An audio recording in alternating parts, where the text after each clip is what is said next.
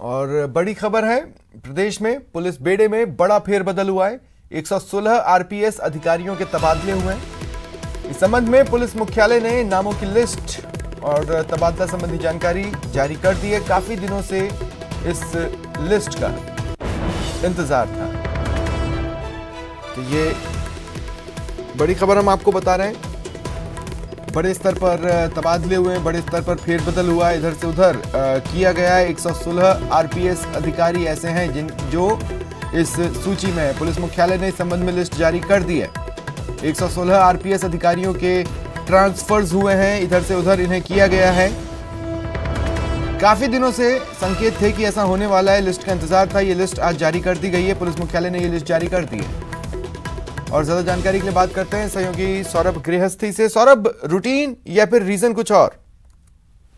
देखिए, दोनों ही कारण हैं। रूटीन इस लिहाज से क्योंकि काफी समय से इस तबादला सूची का इंतजार किया जा रहा था और इसके अलावा कई जनप्रतिनिधियों ने भी अपनी तरफ से ये मांग की थी कि उनके क्षेत्र में अधिकारियों को बदला जाए। तो उस लिहाज से भी कई चीजों का बदलाव जो है वो अब हो चुका है। पूरे प्रदेश भर में अधिकांश जगहों पर ये बदलाव हुए हैं और इसको लेकर पिछले काफी दिनों से पीएचक्यू में लगातार होमवर्क चल रहा था और डीजीपी ने लास्ट इसे फाइनल कर दिया और अब तबादला सूची जारी हो गई है। लेकिन खास बात इस तबादला सूची में यह है कि जयपुर पुलिस कमिश्नरेट के कई एसीपी को जो है वो बदल दिया गया है, उन्हें दूसरी जगह भेज दिया गया है। सिर्फ एक एसीपी संजय यादव है, उन्हें जयपुर के ही आदर्श नगर में लगाया। बाकी तमाम जो एसीपी हैं उन्हें बदल दिया गया है। रामगंज क्षेत्र में आपको ध्यान होगा कि अभी कुछ दिनों पहले मुख्यमंत्री अशोक गहलोत ने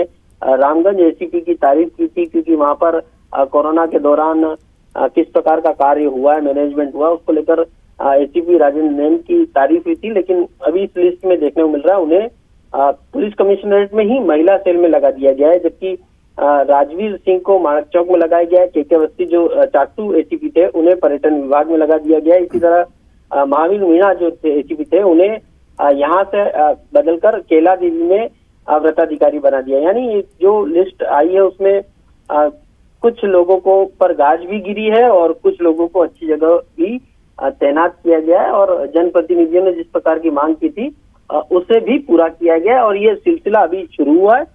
आने वाले दिनों में और भी तबादले होंगे। जी, चौंकाने वाला फैक्टर बस यही है, कुछ और भी सौरभ? देखिए, अभी फिलहाल तो इस तबादला लिस्ट से यही नजर आ रहा है कि ज्यादातर जो जनप्रतिनिधियों ने अपनी मांग की थी कि उनके क्षेत्र में जो तबादले काफी समय से नहीं हुए हैं वो बदले जाए, उन अधिकारियों को बदला जाए। कुछ जनप्रतिनिधियों की शिकायत भी थी। उसके बाद ये पूरी एक्सरसाइज की गई और जी, लगता है कि इन्हीं कारणों से संपर्क में व्यवधान आया है। फिलहाल जानकारी के लिए शुक्रिया सौरभ।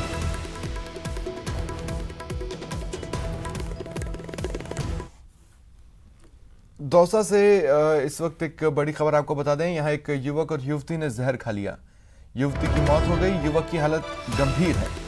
ये पूरा मामला प्रेम प्रसंग का बताया जा रहा है। मामले की जांच में मेहंदीपुर बालाजी थाना पुलिस जुटी हुई है।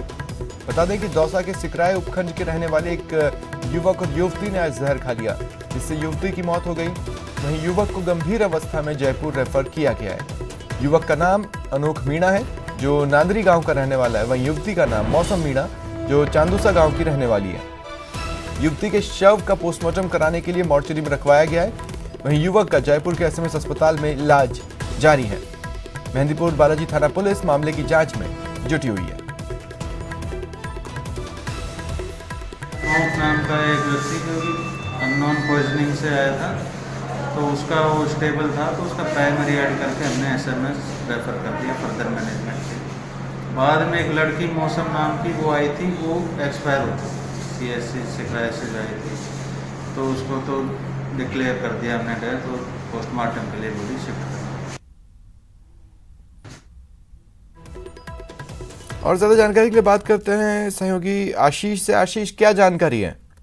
बिल्कुल, ये पूरा मामला, इसमें एक युवती की मौत हो चुकी है और युवक को गंभीर अवस्था में जयपुर रेफर किया गया है। जैसे युवती के परिजनों से हमारी बात हुई है तो उन्होंने आरोप लगाया है कि यह युवक पिछले 3 साल से इस लड़की को परेशान कर रहा था और कई बार इसकी शादी के लिए रिश्ते भी तय हुए थे, लेकिन उनको बार बार तुड़वा दिया जाता था। उनसे जाके लड़ाई झगड़े की शादी नहीं होने दी जा रही थी। आज इन दिनों भी उसकी शादी होने वाली थी, उससे पहले ही यह पूरा घटनाक्रम हुआ है।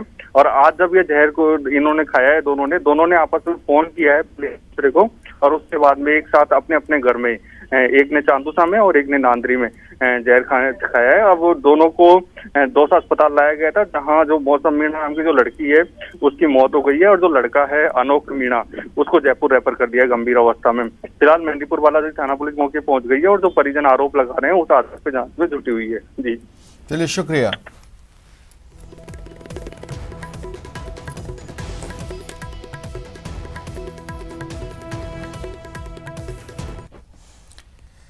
बढ़ेंगे आगे। 2 दिन और नाहरगढ़ बायोलॉजिकल पार्क से 2 बुरी खबर। जी हां, इन 2 दिनों में नाहरगढ़ बायोलॉजिकल पार्क में 2 मौतें हुई। आज बब्बर शेर सिद्धार्थ की मौत हुई, वहीं कल नन्हे बाघ की मौत से नाहरगढ़ बायोलॉजिकल पार्क हैरान है।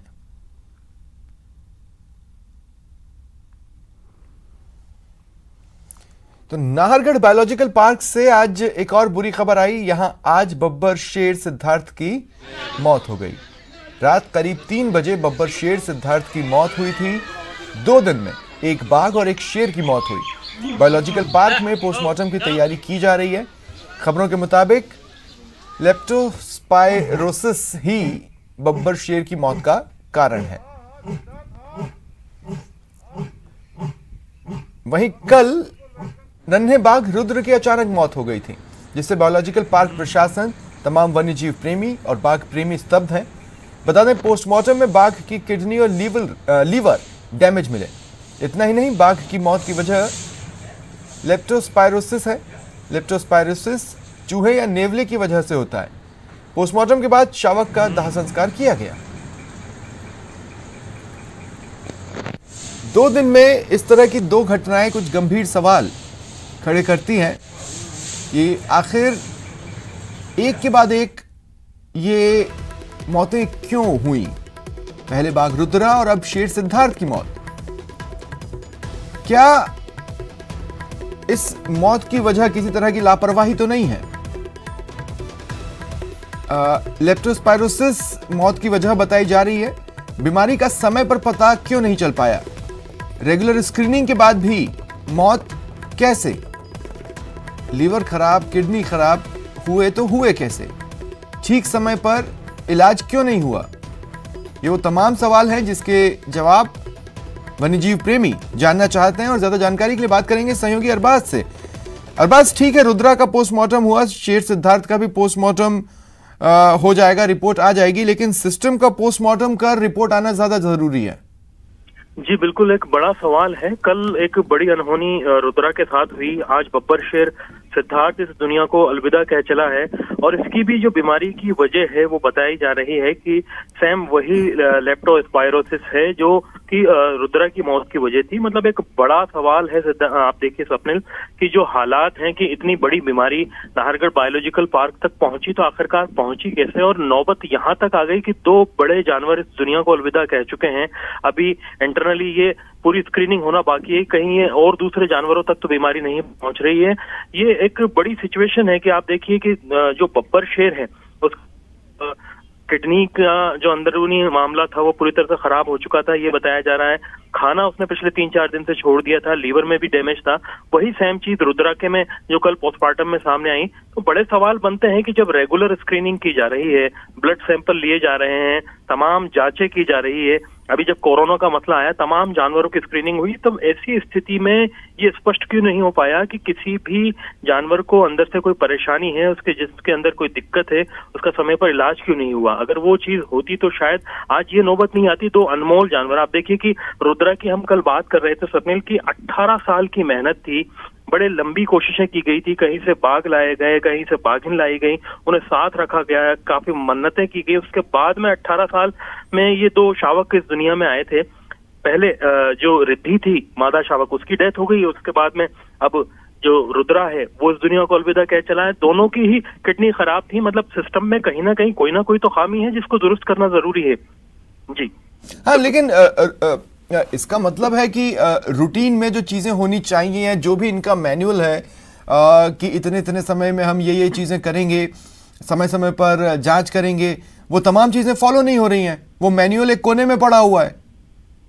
देखिए, मैनुअल को लेकर के मेरी बात हुई, सबने पूरे सिस्टम से मैनुअल ये रेगुलर फॉलो कर रहे हैं, स्क्रीनिंग भी कर रहे हैं, लेकिन वो बिल्कुल ऐसा है जैसे हम थर्मल स्क्रीनिंग के जरिए कोरोना जांचने की कोशिश कर रहे हैं, जिसमें चीजों को भर तो दिया जाता है, दर्ज तो कर दिया जाता है रिकॉर्ड में, लेकिन उसमें कोई नतीजे सामने नहीं आते। अगर इनकी रेगुलर स्क्रीनिंग में कोई चीज निकल करके सामने आती है और पहले पता लग जाता है कि लेप्टोस्पायरोसिस है, तो ये नौबत नहीं आती। इससे पहले मैं एक एग्जांपल देना चाहूंगा। 6 महीने पहले दो जो बब्बर शेर थे नाहरगढ़ बायोलॉजिकल पार्क के ही, तेजस और त्रिपुर, उनकी स्थिति भी बिल्कुल यही हो गई थी, मरने की हालत में आ गए थे, लेकिन उनका समय पर डायग्नोस हुआ, उनका इलाज हुआ, वो दोनों रिकवर कर गए। लेकिन ये यहाँ पर गलती हुई है, जहां पर रुद्रा जिसको समय पर डायग्नोस किया जाना चाहिए था वो बच सकता था। एक 18 महीने का युवा बाघ, आप देखिए कि इस दुनिया को अलविदा कह चला।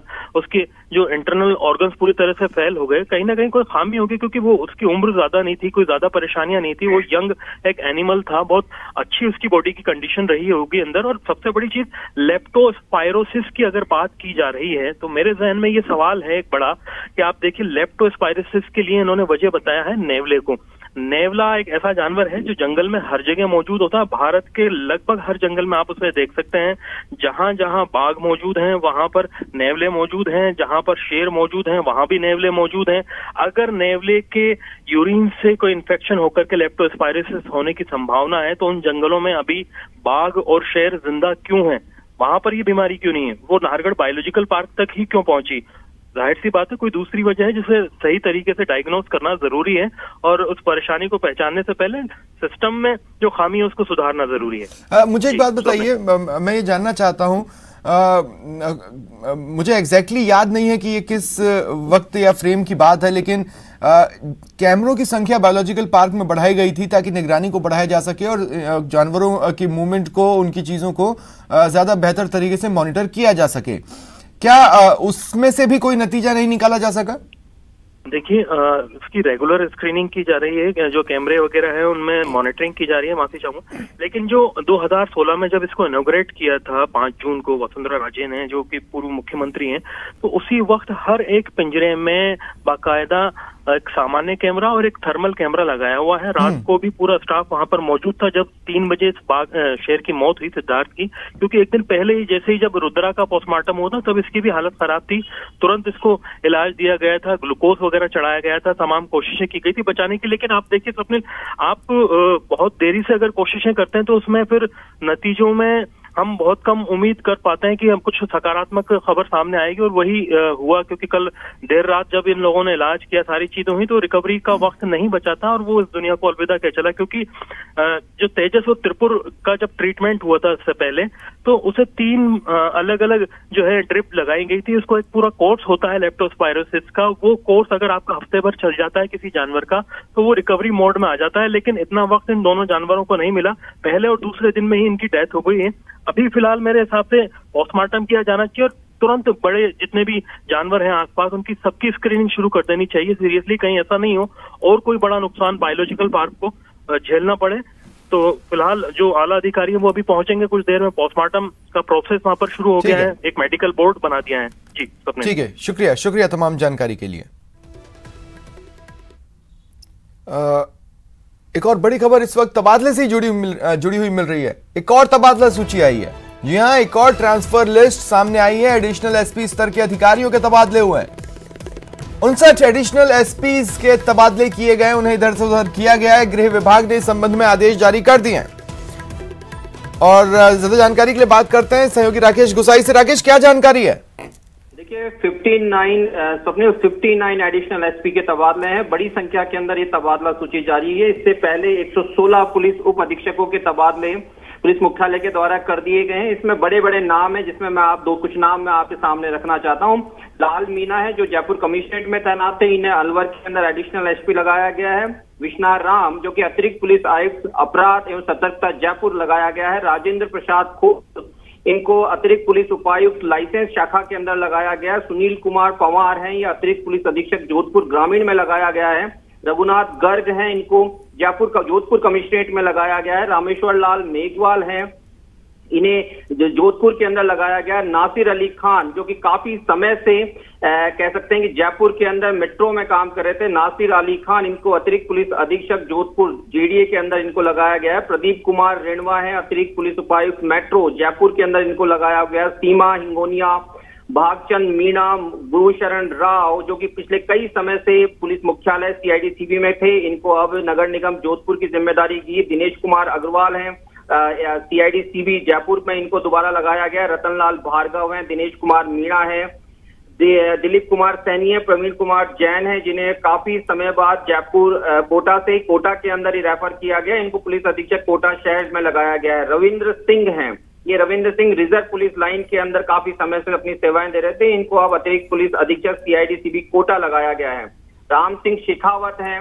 इस तरीके के बड़े नाम हैं जो कि जयपुर राजस्थान पुलिस के अंदर एक बड़ी भूमिकाएं रखते हैं हर किसी चीज को लेकर। रविंद्र सिंह है, राम सिंह शेखावत है, समीर कुमार है। समीर कुमार जयपुर के अंदर नॉर्थ में काफी समय से इन्होंने अपनी सेवाएं दी थी, उसके बाद में ये पुलिस मुख्यालय में थे, अब अतिरिक्त पुलिस उपायुक्त पुलिस लाइन इनको लगाया गया है।